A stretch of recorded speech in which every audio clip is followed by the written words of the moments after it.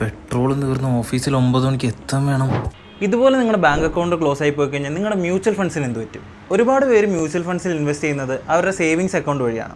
അതുകൊണ്ട് തന്നെ SIPs, SWPs and redemption ഫണ്ടുകൾക്ക് ഒരു ആക്റ്റീവ് ബാങ്ക് അക്കൗണ്ട് നിർബന്ധമാണ്. Why does this matter? നിങ്ങളുടെ SIP ഒരു ക്ലോസ്ഡ് ബാങ്ക് അക്കൗണ്ടുമായിട്ട് ലിങ്ക്ഡ് ആണെങ്കിൽ അസറ്റ് മാനേജ്മെന്റ് കമ്പനിക്ക് അതിൽ നിന്ന് മണി ഡെബിറ്റ് ചെയ്യാൻ പറ്റില്ല.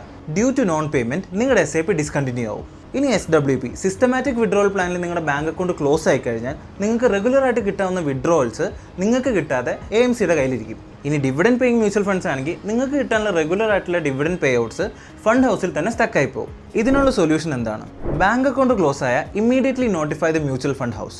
ഒരു ബാങ്ക് മാൻഡേറ്റ് ചേഞ്ച് ഫോമിലൂടെ പുതിയ bank account statements mutual fund ഹൗസിൽ സബ്മിറ്റ് ചെയ്യുക. ഫണ്ട് ഹൗസുമായിട്ട് കോർഡിനേറ്റ് ചെയ്ത് പെൻഡിംഗ് ആയി കിടക്കുന്ന SIPs, SWPs ആൻഡ് ഡിവിഡൻസിനെ പുതിയ അക്കൗണ്ടിലേക്ക് റീഡയറക്ട് ചെയ്യുക. നിങ്ങളുടെ ക്ലോസ്ഡ് അക്കൗണ്ടായിട്ട് ലിങ്ക് ആയി കിടക്കുന്ന SIPs ഫെയിൽ ആവുന്നുണ്ടെങ്കിൽ പുതിയ ബാങ്ക് ഡീറ്റെയിൽസ് അപ്ഡേറ്റ് ആവുന്നവരെ either stop it or pause it. And remember, നിങ്ങളുടെ മ്യൂച്വൽ ഫണ്ട്സുമായിട്ട് ലിങ്ക് ആയി കിടക്കുന്ന ബാങ്ക് അക്കൗണ്ട് ക്ലോസ് ആയാലും നിങ്ങളുടെ എക്സിസ്റ്റിംഗ് ആയിട്ടുള്ള മ്യൂച്വൽ ഫണ്ട് ഇൻവെസ്റ്റ്മെന്റ്സ് സേഫ് ആയിട്ട് AMCയുടെ കയ്യിൽ തന്നെ ഉണ്ടാവും. അപ്പോൾ ഫോളോ ഗ്രോ മലയാളം.